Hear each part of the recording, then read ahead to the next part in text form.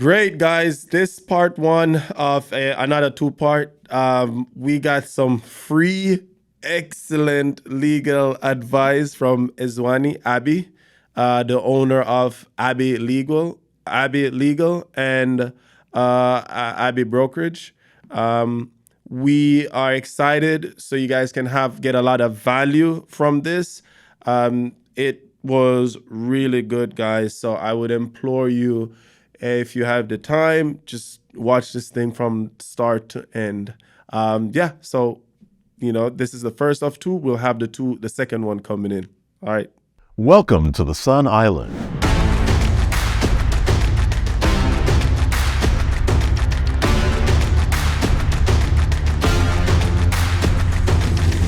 Great. So welcome back to another episode of the Sun Island. I'm actually pretty excited about this episode on today. Today we're speaking with Ezenwanyi Abii. She's a lawyer and business owner, and she's a real estate broker as well. So Ezenwanyi, I like your name. Okay, what's the origin? Ezenwanyi is Nigerian. It's Igbo, the Igbo tribe in Nigeria. Nice. So I always say it seems like I'm getting a theme here, but I'm getting a lot of immigrants. Oh, really? And I always say immigrants get the job done. Yeah, right. But you're in the legal field, right? Mm-hmm. It's like a thing with youngsters. What do you want to be when you grow up? Mm-hmm. And you're going to hear lawyer, doctor, stuff like that, right? But the population is gigantic, and only not that much folks actually become what they said they were going to become. Yeah. So what's the difference maker for a professional like you that say it and actually become it? Well, I think we can start with the most interesting thing. I never said I wanted to be a lawyer. Interesting. Okay. Actually, I always said I wanted to be a business person, a business owner. I remember, at least I was reminded recently, that I would always say I wanted to own several businesses. So that was always the goal, to kind of be a business owner. And I wanted to own businesses where people would need me. So maybe there was a complex there, I don't know. But law school was more of course, immigrants, you come here, they ask you, give you options. You have to go to school, pick what you're going to do.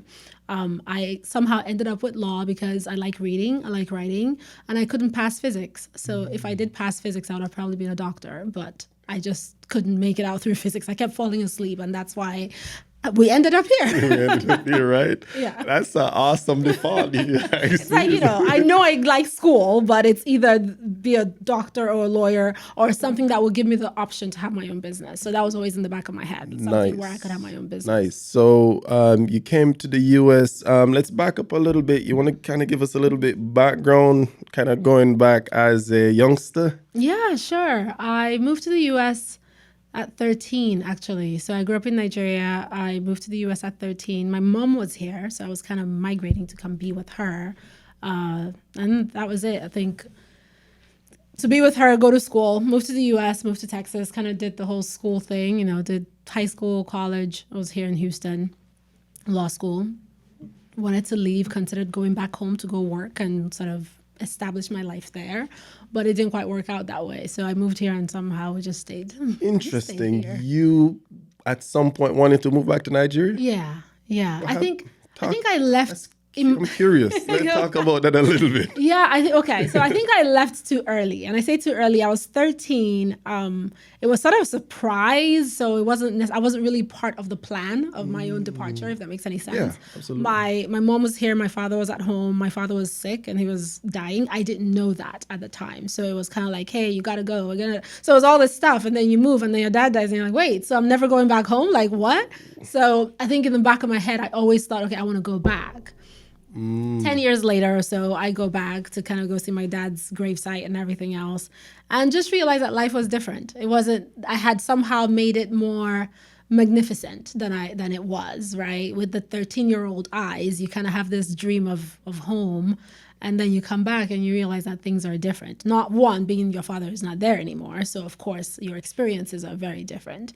And you're coming back with the perspective of having lived in the US for a while, in a different system for a while. So, coming back home, I'm like, okay, I'm going to get a job. I'm going to move back. And then you're like, yeah, no, this is not going to work out. I'm just going to go back to the US. So it was a dream in a way, but it wasn't a very well-grounded dream. But that was sort of where it came from. And then, and that's a great point that you bring up. But that's a significant loss at such a young age. Absolutely. And the way you kind of found out too is like shocking. Yeah. And, I don't know where I heard this recently. They said, like as human beings, like the neurons in our brains are not like fully, completely formed until like 32. So maybe like 13, they're like firing everywhere. Right, and something so traumatic happened. Right. What did you learn from that loss that kind of helped you throughout your life to cope with losses and to move forward and stuff like that? Well, that's a deep question. What did I learn from that? I think the biggest lesson really, if we think about how that changes you or forms you, is, and hopefully it doesn't sound terrible, but the lack of a support system. I grew up with my dad, so sort of my dad. 13, that's... And my mom was here most of that. So my experience was really like my father's a single parent. So coming here, sure, that's my mom, but I don't really have a relationship with her. So it was kind of very early you learn that, okay, well, doesn't sound nice, but in a way you learn that you're here by yourself. Like this is life. This is how it works. I think that has helped me in terms of my businesses and my career, because it's like, you gotta make this work. Like I don't care what happens, you're going to figure it out. So I started braiding hair early. Kind of had a small business by 15. Let's go. I was braiding hair, and then I was babysitting, and so it was always this. You have to figure this whole thing out. There are no options. There's no failing. There's nothing to fall back on. So get it sorted. Yeah, and it must be. I don't know if it's a little bit selfish for me to really try to see how to get that question out, because, I mean, I'm not trying to get super personal on here, but fine. Recently my mother-in-law passed. I'm sorry about that. Yeah, sorry for and your loss. like 2 weeks ago, she's gonna get buried tomorrow, actually. And I mean, it was just a regular day. She was always been sickly, but when people are sick for a long time, you don't expect it's the sickness gonna take them out. It's like, oh, that person, they're sickly. We keep living, right? And I was just home with my eldest daughter. She was around your age. She's 11. And I made some breakfast and say, hey, babe, take this to your granny. She opened the door. She came back with this look of horror, because she stayed with us. She's the one. Oh, God, that's hard. So Yeah. she saw that and she came in like, Dad, like just the sound. Like, and I went in there. I was confused. I called 911. Do I do CPR? Do I pump on her chest? I called 911. They luckily they came. I was distraught. So I only can imagine my 11-year-old now. She's feeling it. She's strong because she's her name is Alan, and I think the name come from Oak Tree. She's very endured, because I brought her to Jamaica when she was like 3 years old. Yeah. And she was talking patois and everything. She's what very makes adaptable, you, right? So I was getting a little personal, asking that question to see somebody like yourself that experienced that. How, right? Yeah. Well, relating to that. What are some of the stuff I should be looking for in my little baby? Yeah, relating to that when it comes to loss. So there are two things in that particular scenario, because one, she got to actually see the person, right? So that's a very hard thing for the system. I remember the first time I saw a dead body. I can still remember it now till today. So that's something that you kind of make sure you're talking to her through that process, or at least have someone that she can talk to about having to think about mortality that early. Right, because a lot of times we don't think about our mortality or just mortality in general until you're a little older. You're not faced with it. You may hear it, but you're not having to see it or have it be that close. Someone that's in your house, in the bedroom, in the house, right? So that's something that I would say, I mean, if you have a strong support system, church, friends, somewhere where she can talk about it. Yeah, somewhere where there's an outlet to talk about it. Yes, and I think that's gonna help. As I mentioned, I ain't trying to just air everything out, but it seemed like something appropriate to ask. But kind of back in the business type of mindset. Now you said that kind of open, having that experience kind of open up your mind that, hey, you got to make it happen. Yeah. But that's a mindset, right? Absolutely. And one thing is because a lot of people have traumatic experience in their lives, right? But not all of them use it to propel them. What do you think separate the people who get trauma and stuck with that trauma versus others that they get trauma and they uses it to level up? What do you think separate those two type of people? I think a big part of it comes to the whole locus of control. Have you heard the concept of a locus of control? Yes, I'm familiar, not very, very much so, Okay. but So I would say a mix of mindset and locus of control. Being if you think you have an internal locus of control, that you consider yourself being the driver of your own life. Oh, I call it something different. Okay. The hero's. I was just talking about this actually. Yeah, The hero's journey. The hero's journey, something like that. Oh, yeah. Oh, So it's locus of control. This is different. Similar, name. I got it. similar. Like I think I'm using undergrad in psychology. I thought I was going to be a psychologist at some point. So I like the idea of psychology and reading those books. So I guess I'm using that frame of No thought. worries, you're good. But I think people who understand that they are the creators of their own lives, the drivers of their own ship, the visionaries for themselves. You may not know what it is when you're young, but you can tell those people. Yeah. You can tell. You can meet them and be like, yeah, this is intense that we're talking about this. Oh, really? Keep going. And then there are those who feel like, oh, everything, okay, the hero's journey right there. Keep going. It's in my bag. And it's the same thing. And there are those who feel like, oh, things are crazy. happening to me and life is happening to me and I have no control and I don't know what to do and woe is me. Oh my God, it's so bad and sad and everyone's whatever the story is. Some people may have it naturally, others may have to work on it. I think for me, it's probably a little bit of both, I think. And I think having that, there are moments where you think, oh man, my life, gosh, is so dramatic. Like all these things happen. No. And then there are times when you think, okay, all these things have happened, but what do I want? Like, how do I want the next phase to look like? What do I want my future to look like? I could sit here and cry all day. My dad died. I don't have any money. I don't have this. I can't do that. I can't do that. Or you could think, how the hell do I figure it out? And what do I need to do to give myself the kind of life I want? Because it's not going to fall from the sky. I'm the one that has to figure out how to make it happen. So I think that plays a big part of it. I also think the mindset, we talk about having more of a static mindset or a growth mindset. I think that also plays a part in it. If you are going to stick in this, like, this is what I do, this is what I know, then that's it. That's where you're going to be for a while. Kind of interesting how you use the same, very similar terms that I'm very familiar, but you just kind of call them different. Something like some mind of abundance. Yeah, okay. Yeah, so you call it static versus growth, right? Versus a growth mindset. Yeah, it's a limitation mindset Exactly, versus abundance. Abundance. And just really believing that, you can kind of push yourself beyond whatever phase you are in life.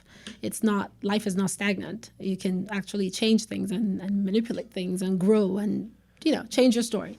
I think those are two things that play a huge role in how much you're able to progress, even through challenges. Yeah. And as individual, right? We're both business owners, right? You own two businesses. I'm into other, different businesses as well. So we read, we have circles that allow that mindset to flourish. But sometimes we're talking to ourselves, oh yeah, you got that term, it's the same thing, but we're talking the same language. How does somebody who wants that, but they're like stuck in a 9-to-5, sorry to say that crude, how do they get out of that? Well, I was in a 9 to, did you have a 9-to-5 experience? I did. Okay, I was in a 9-to-5 for what, 12 years before I decided to leave. Before I actually left. I think the decision happened much earlier, but before I actually left. Got you. So how does someone get to enhance your mindset or enhance your realm of influence while you're in a sort of systematic type position or a job? I think that's the beauty of the internet now, right? Like that's, if you don't have friends who speak that language, or you don't know people who think like that, or you don't know, you have no one who's going to help you grow that part of your brain or that part of your experience. The internet is amazing. Heck, TikTok is amazing. Instagram is amazing. You could find something more valuable to pay attention to, right? It's because you have you have time to spend on something. You're right. Even with the 9 to 5, I mean, we know 9 to 5 you're working maybe 5 hours or 6. Other times you're goofing off. If you're a good worker, you're working 5 hours. Right. The ones that not Other working, times maybe. you're doing something else, you're scrolling somewhere else. It just becomes a matter of what is your interest and what are you trying to accomplish. And based on that, then you will find resources to, or you seek out resources Okay, so to help you in that process. to grow. Yeah.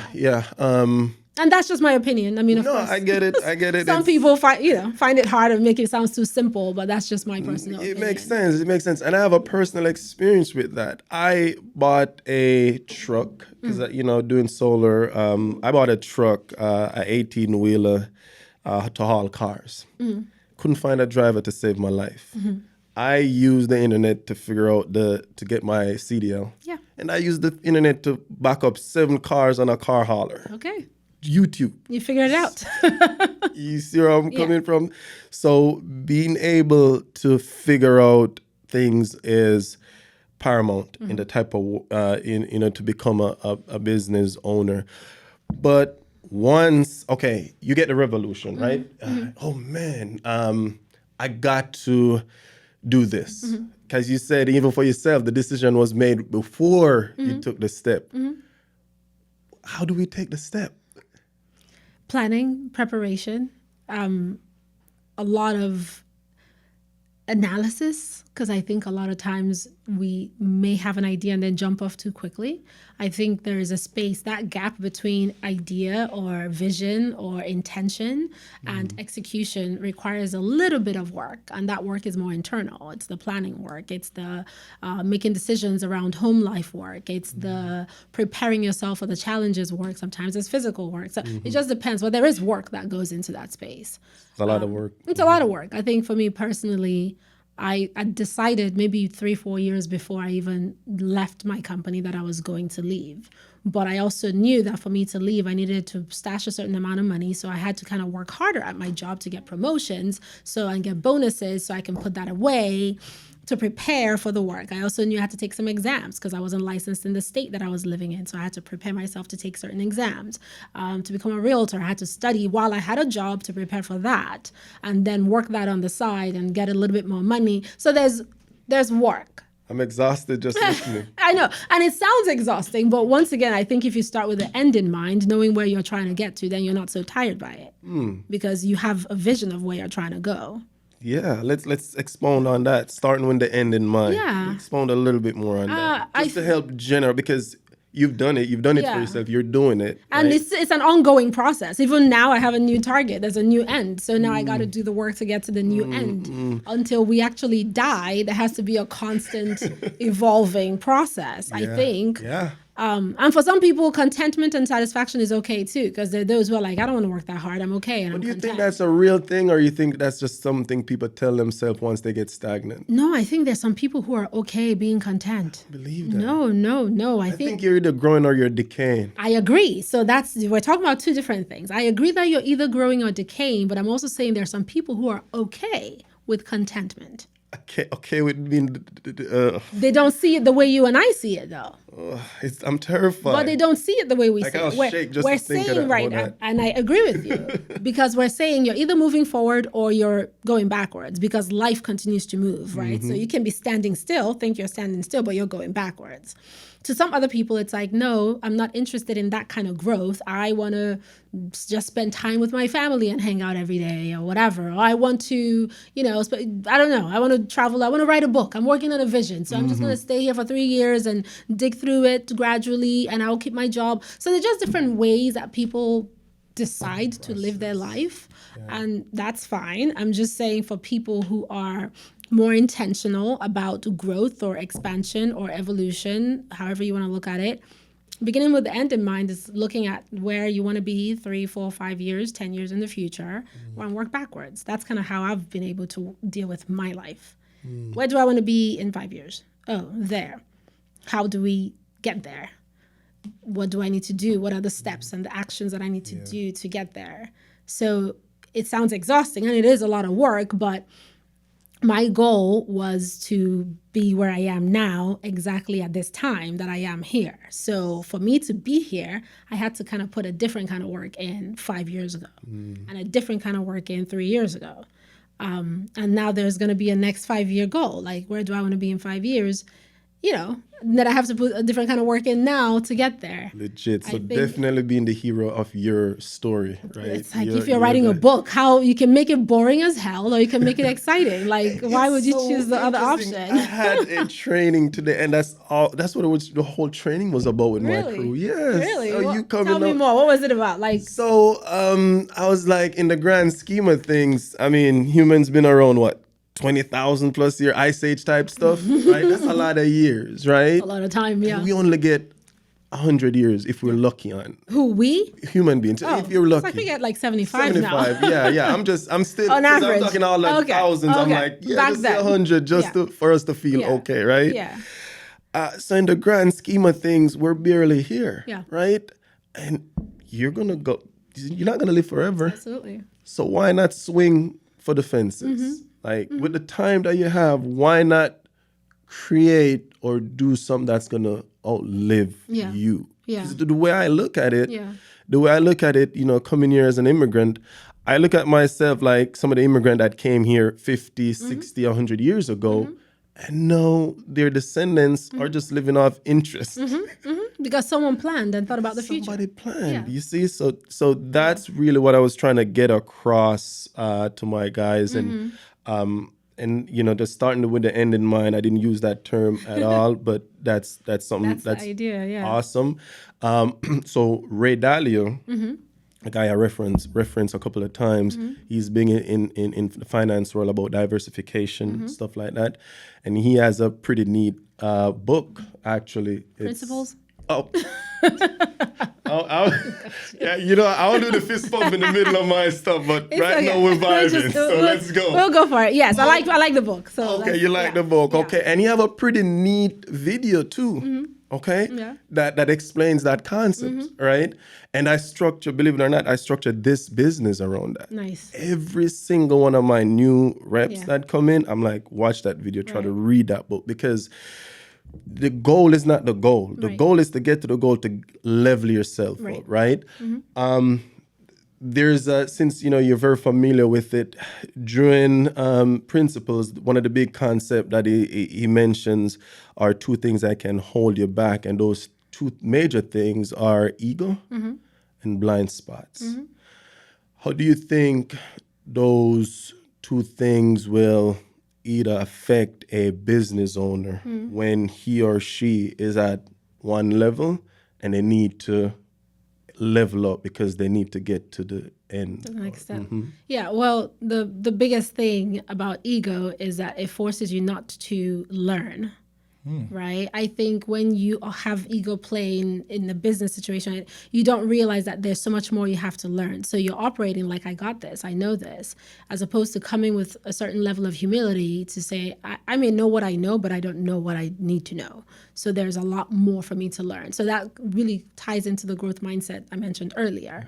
Constantly knowing that you're in a position to learn more. You're in a position to understand more. You're in a position to contribute more. You're in a position to really put yourself back from where you think you are and review where you should be going. Blind spots, I think that's just where we all need help. We need community, we need friends, we need people that are in business as well, because once again, we don't know as much as we think we do, right? We might know a concept or think we get some, but we don't know as much as we think we do. As small business owners, there are huge business people out there. There are people who are making tons of more money. I don't know what I need to know. Like, I'm a small, tiny, puny person trying to figure this thing out. And sure, I've made some steps or some progress. Ooh, I have a business, but I don't know what I need to know.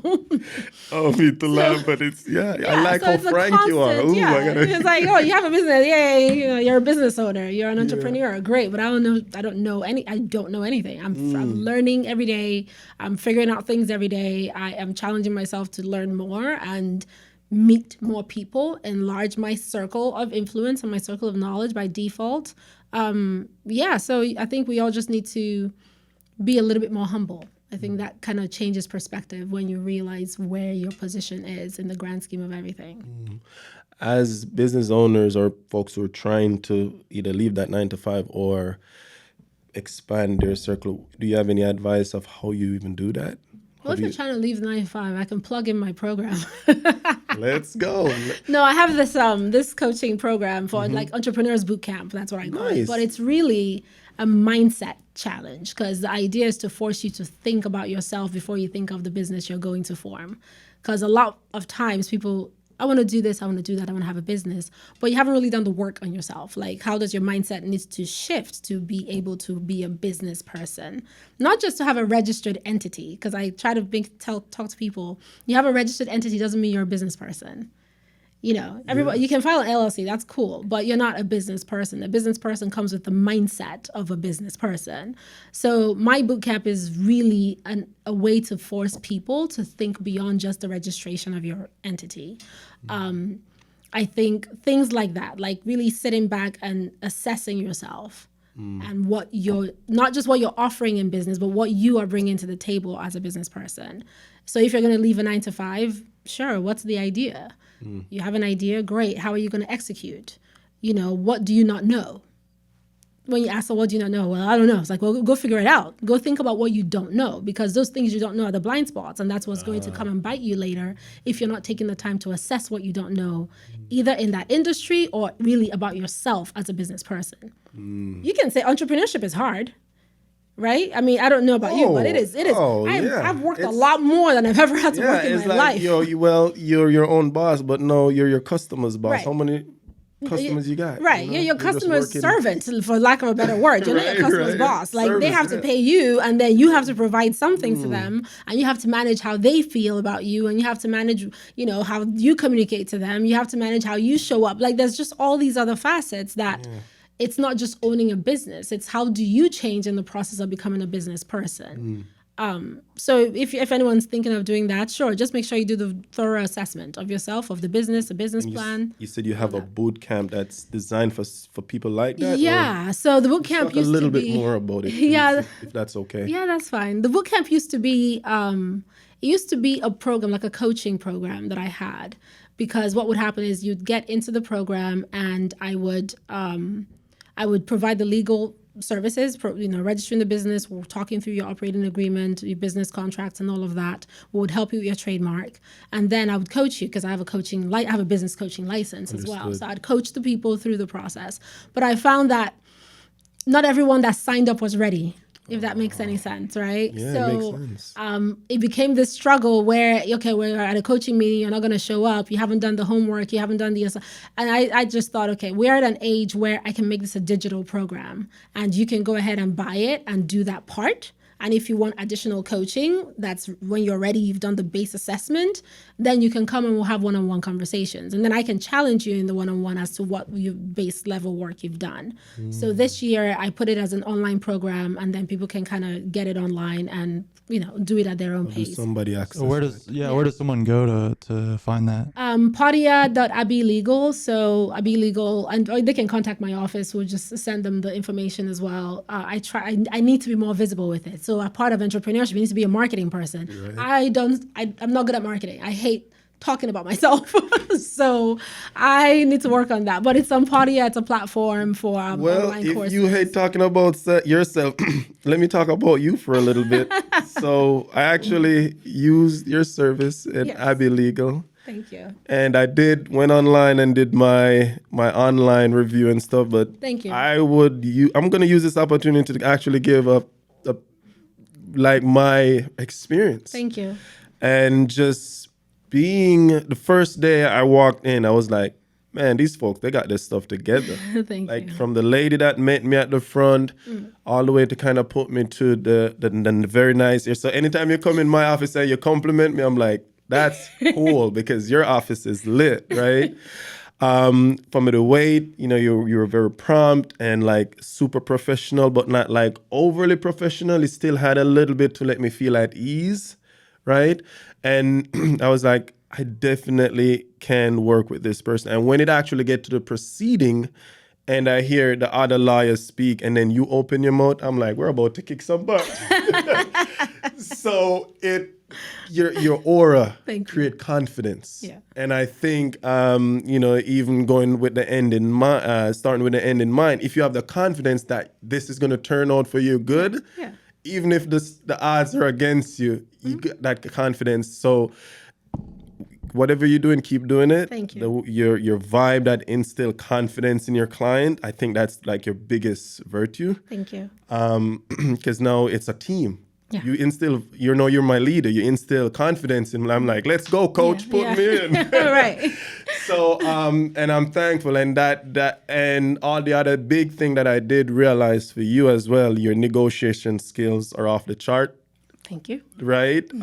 So this is me because I've used their service over 7 months. Yeah. Well, 7 7, 8 months. to I 8 think. months. think I 8 months. do know your level of professionalism, the depth and the service, and like you're like all 5 stars Thank you. on Google reviews, and that's what attracted me. Yeah. So if you're a business owner and you're not getting your legal side before you even decide you want to get into business, you need to deal with Abii, because Abii Legal, because they know what they're doing. And if you are somebody stuck in a 9 to 5 and want to kind of figuring out getting in your business, you'll find a great professional in Abii. So Thank you. Can I get a clip of this? 100%. Okay. 100%. Because I'm like, wait, this. No, it's the truth. It's Thank the you. truth. I So, appreciate it.